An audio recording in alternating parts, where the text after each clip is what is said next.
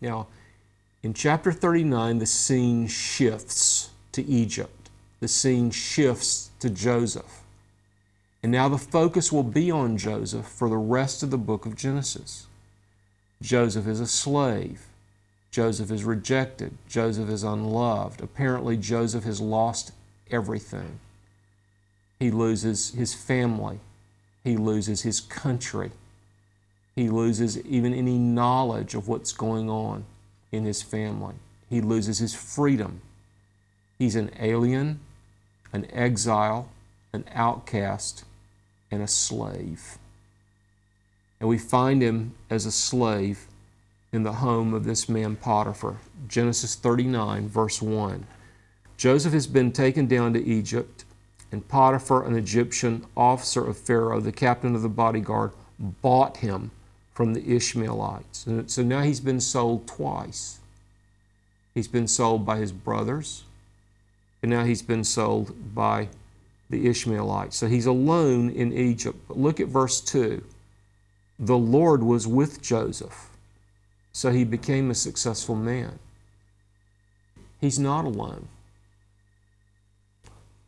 You can take a cork. You know what a cork is? That's that little thing you put on the top of the bottle to seal it. You can take a cork and you can hold a cork under water, but it'll come right back up. A cork cannot sink. You hold it down, but it can't sink. Joseph is like that. You can hold Joseph down, but he won't sink. Why won't he sink? Because God is with him.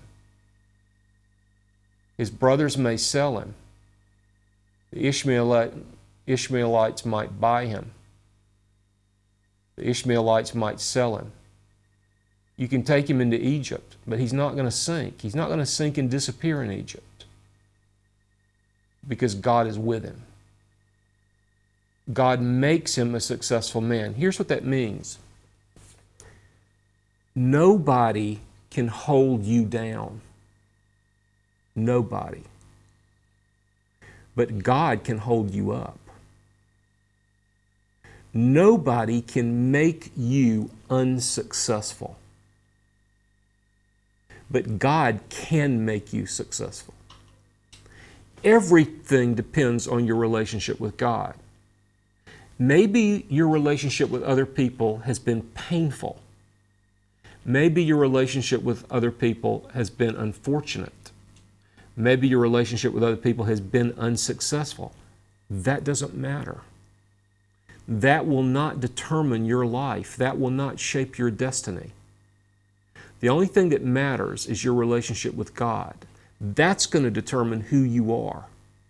And that's going to determine what happens. You see, Joseph's brothers tried to write his story, but they couldn't write the end of his story. They could give him pain, they could give him inconvenience, they could give him trouble, but they could not write his story. They especially could not write the end of his story. Only God can write your story.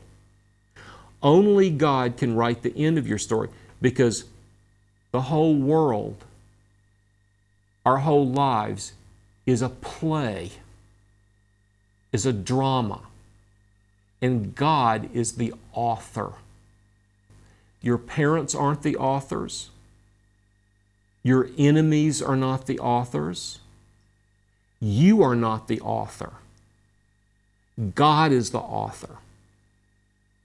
He will write the play. He will write your story. He will write in your part. And He'll write the end of the story. That's what He did for Joseph. And that's what He'll do for you. So this is not just a story about somebody else. This is the story about somebody who knew God. The same God that you can know, and the same God that I can know. Jacob will die. We will see that in the book of Genesis. Joseph will die. We will see that in the book of Genesis. But God doesn't die. The same God. The God of Jacob and the God who was with Joseph in Egypt is alive.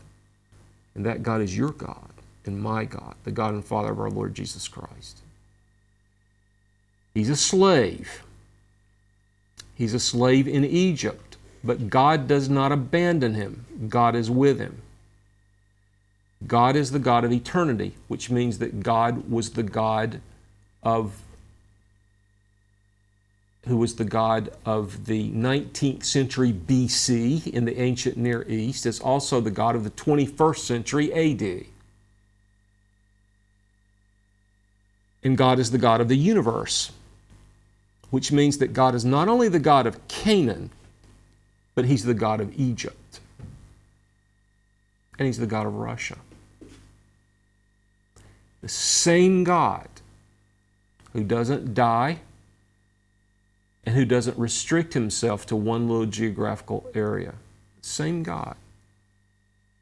And it says that the Lord was with Joseph, so he became a successful man. Verse 2. He was in the house of his master, the Egyptian. And people noticed that God was with him. Verse 3 says, his master saw that the Lord was with him and how the Lord caused all that he did to prosper in his hand. So Joseph found favor in his sight, that is, favor in the sight of Potiphar, the head of Pharaoh's guard. Verse 4. So he became the personal assistant of Potiphar. And Potiphar put him in charge of everything in his house. All that he owned, he put into the possession of Joseph. That is, he gave Joseph the key. Joseph had the key to everything that Potiphar owned. That's how much Potiphar trusted him. He was over his bank account. He was over his money. He was over his possessions. He was over his house. He was over everything. He trusted him. And Potiphar was blessed because he trusted Joseph. Everything turned out well. Everything in his house, everything in his field, his flocks, his personal possessions prospered because he put Joseph in charge of everything. And God was with Joseph. Now, we don't see this very much in the Bible, but we see it sometimes. We see it with David. We see it with Rachel. We see it with Absalom. We see it with Esther. And we see it with Joseph. Verse 6. Joseph was good looking. His brothers hated him. He was a slave. He was an outcast. He was an alien. But he had two things in his favor. God was with him, and he was good looking. But the fact that he was good looking got him into trouble, because Potiphar's wife also noticed that he was good looking. And Potiphar's wife was a seductive, immoral woman. And she tried to get him to commit adultery. And he wouldn't. She says in verse 7, lie with me. Come, let's lie down together. Verse 8, but he refused, and he said to his master's wife, behold, with me here, my master doesn't worry about me. He's given everything over to be my responsibility. There's no one greater in this house than I. Verse 9. He's withheld nothing from me except for you, because you're his wife. How then can I do this great evil and sin? Does he say, how can I do this great evil and sin against Potiphar? No. He says, how can I do this great evil and sin against God? Look at verse 10. She spoke to Joseph day after day, but he did not listen to her, to lie beside her or to be with her. Back in chapter 3, we talked about the fact that Eve listened to the serpent. And yesterday we talked about the fact that fear is determined by what we focus on, what we listen to. And so is faith. Romans 10. Faith comes by hearing, and hearing by the Word of God. He didn't listen to her. He refused to listen to her. Now, there are two or three things here. Remember, we're studying the history, the narrative. What does the story say? We're also studying the theology. What does it say about God? We're also studying the spiritual reality. How are we supposed to respond to who God is and what God does? And we're also studying the practical application. What are we supposed to do in response to what God does and in response to what our relationship is to God? Well, there's some spiritual lessons here that we ought not to miss. The first spiritual lesson is this. What do you do when God disappoints you? What do you do when you expect good things because you worship God and you know God and you're His child and He's your Father, but good things don't come? Bad things come. What do you do then? Do you stop trusting God? Do you stop serving God? Do you say, I expected the Christian life to be one thing. I expected it to be an easy thing and a pleasant thing, but it's not an easy and a pleasant thing. It's a hard thing and it's a painful thing. Therefore, I don't want to be a Christian anymore. I don't want to follow God anymore. I'm going to renounce the God of the Bible because I didn't think it was going to be this hard. And it is hard. Therefore, I'm finished. I'm not going to do this anymore. Well, Joseph received some assurances from God, didn't he? Joseph had a dream. And in this dream, he was above his brothers and he was looking down at his brothers. Did that happen? No. His brothers threw him into a pit. And in chapter 37, he's in the pit looking up at his brothers. So, not only was the dream not fulfilled, but the opposite happened. Instead of him looking down at his brothers, he was looking up at his brothers. And also, in the dreams, Joseph was promised that he would be a ruler. Was he a ruler? No. He was a slave. So at this point in the story, it appears that God had not kept His promise to Joseph.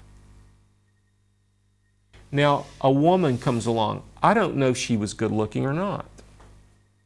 But probably she was good looking because her husband was an important official in the court. Those kinds of men are rich. Those kinds of men are powerful. Those kinds of men can pick any kind of wife they want. So probably she was beautiful. So here's a woman who is beautiful, and here's a woman who is powerful, and here's a boy who's 17 or 18 years old.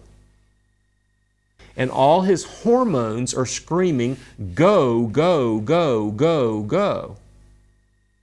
But he knows that God is saying, no, no, no, no.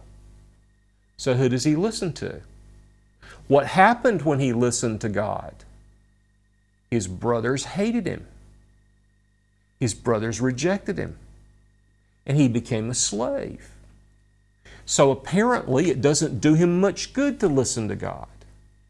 He thought God was powerful, but God has not shown the power to keep him from suffering, to keep him from slavery, to keep him from the pit, to keep him from Egypt. Now this woman, she really is powerful, and she wants to have sex. This woman can make his life wonderful, or this woman can make his life miserable. Who does he listen to? Does he listen to the powerful woman, or does he listen to God, who apparently did not keep His promise? Now there's something else here. There's the comparison with Judah. Judah has had a woman.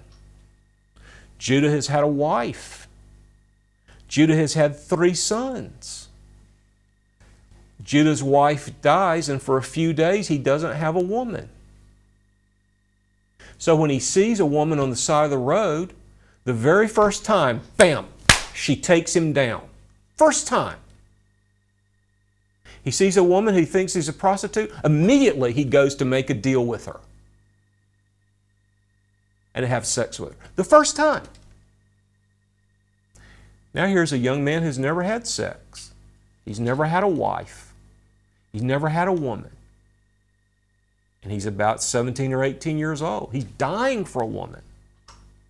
Here's a beautiful, powerful woman who's right there in the house, who can protect him, who wants him.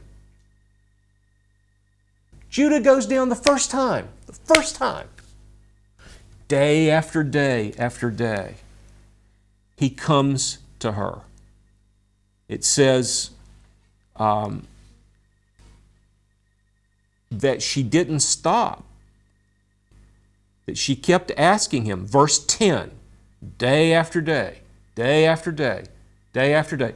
Judah goes down the first time. But day after day after day, Joseph says, no, I'm not going to sin against God. Maybe God has not kept His promise yet. I'm not going to sin against God. Now here's the question, Christian. How long does God get? How much time are you going to give God? How long are you going to give Him to come through for you? How long are you going to wait until you decide, I'm not going to serve God anymore? I'm going to serve myself. I'm not going to listen to this God. I'm going to listen to this woman. You see this man, Joseph? You see how special he is. You see how different he is. You see how great he is. God allowed Egypt. God allowed Joseph to go down into Egypt. But God did not allow Egypt to go down into Joseph. God allowed Joseph to be with the Egyptians, but God did not allow Joseph to be like the Egyptians. You see that God is with Joseph, and that's enough. Joseph lost his family, but he didn't lose God. God was enough. Joseph lost his country, but he didn't lose God. God was enough. Joseph lost his freedom, but he didn't lose God, and God was enough. Joseph proved that God was enough. Is God enough for you? Do we love God for who He is, or do we only love God for what He gives us? We only love God if He gives us sex, if He gives us family, if He gives us freedom, if He gives us the kind of job we want? Or do we love God if He says no to immorality? If we lose our freedom, if we lose our family, if we lose our country, is God enough? We still love God. This is the great thing about Joseph. Have you benefited from our teaching ministry? Have you found TVS videos helpful and relevant? Please consider supporting us with your prayers and financial gifts. For more information, visit tvsseminary.com. And then Joseph was punished for doing the right thing. His suffering gets worse. Now here's an amazing thing. Finally, she decides that she's not just going to use words, but she's going to use physical force. In chapter 34, we saw Dinah raped, Joseph's sister. But in chapter 39, we see a woman try to rape Joseph. Hard to do. It's hard to rape a man. But she caught him. She grabbed hold of his clothes and she said, "You lay down with me right here." And he runs away. And when he runs away, his clothes come off. I don't think they wore underwear in those days. So this must have been very embarrassing to run out of the house with no clothes on, because she's got his clothes in her hand. So she calls the other servants in and says, "Joseph tried to rape me. Here's the proof. Here are his clothes. He took his clothes off and I grabbed them and screamed and he ran out of the house. And I can prove it." Ask him where his clothes are. So, her husband comes home. Verse 19. It says in verse 19 that his anger burned. He became very angry. Now, I can't prove this. I know that he was upset. And I guess he was upset with Joseph. But I believe the longer he thought about it, the more he did not believe her story.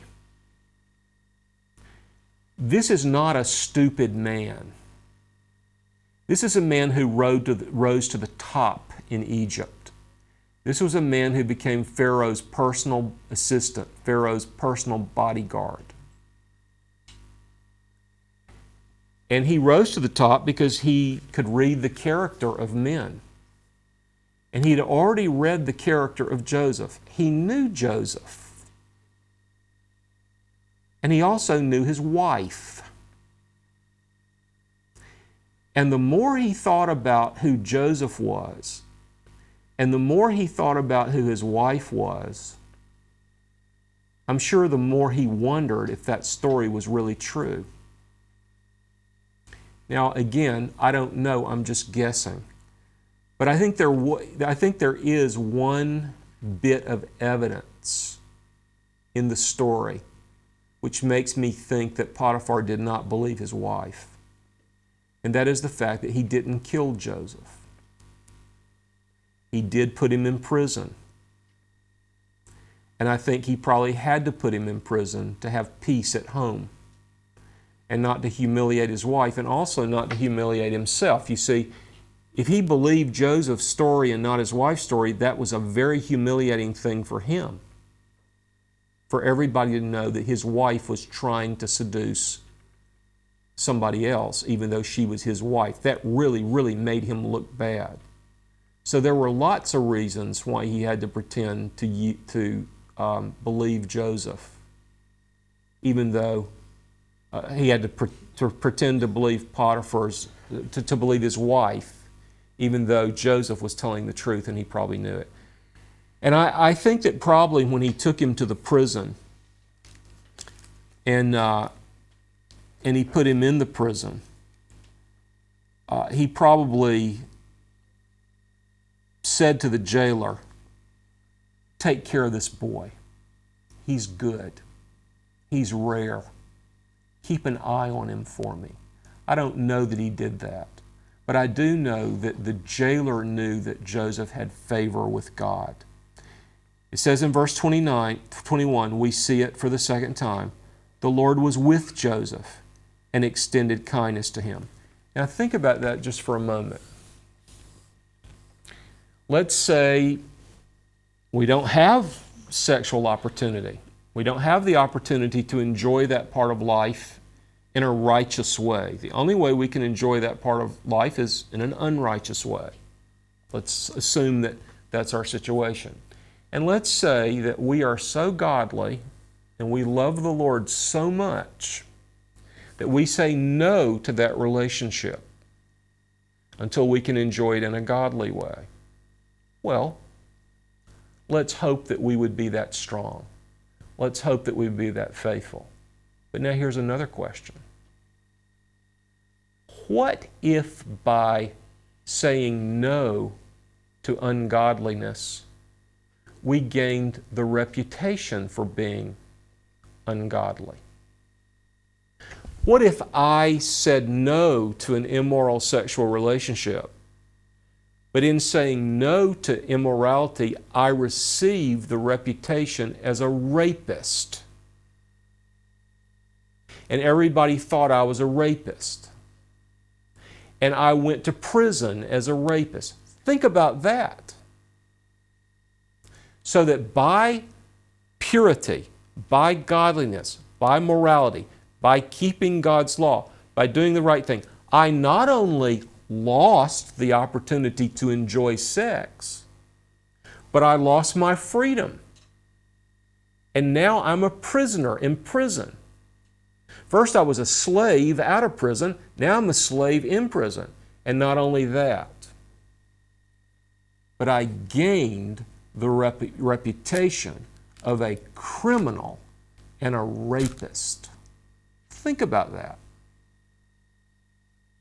Think about what Joseph was willing to suffer to do the right thing. I don't know if Oscar Wilde was a Christian because he did some very bad things. He did some very immoral things. And he actually went to jail for it. He died in 1900. He died 110 years ago. Oscar Wilde was a very clever, very witty man. And he said he said many things very clever, but one thing he said was this: no good deed goes unpunished. What he meant by that is if you do the right thing, you're going to suffer for it. No good deed goes unpunished. Joseph did a good thing. Joseph did the right thing. And Joseph was punished for it. Boy, was he ever punished. We've come to the end of chapter 39, which finds Joseph in prison for doing the right thing. And it says that in verse 21, again we see, but the Lord was with Joseph. The Lord extended kindness to Joseph, gave him favor in the sight of the chief jailer. And the chief jailer committed to Joseph's charge all the prisoners who were in the jail, so that whatever was done there, he was responsible for it. So just as Joseph had been put in charge of everything in Potiphar's house, he was now put in charge of everything in the prison.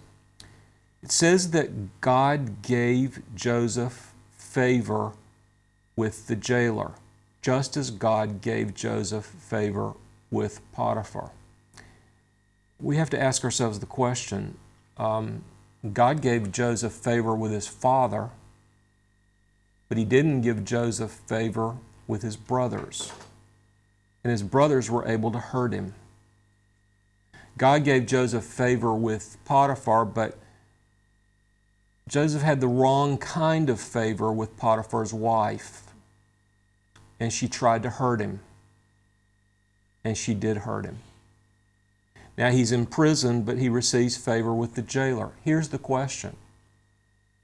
Why doesn't God give us favor with everybody? Because we're not in heaven yet. We're still in a bad place. We're in a bad place with bad people. Some of us will have the favor of a long life. Some of us will have the favor of getting to go to heaven early. Some of us will have one kind of favor. Some of us will have another kind of favor. But the fact is, the Lord is with us, and He will show us the kind of kindness that He chooses for us. It's better that God choose our blessing than if we choose our blessing. If we choose the blessing, it will only do us good for a little while. If God chooses the blessing, it will do us good forever. This is one of the main things we trust God with. We trust Him with what kind of blessing He gives us. So many times we get one kind of blessing, but we want another kind of blessing. So chapter 39 ends with this amazing sentence. The Lord was with him. We've been told that 3 times already. The Lord was with him, and whatever he did, the Lord made him to prosper. Now, we're told in verse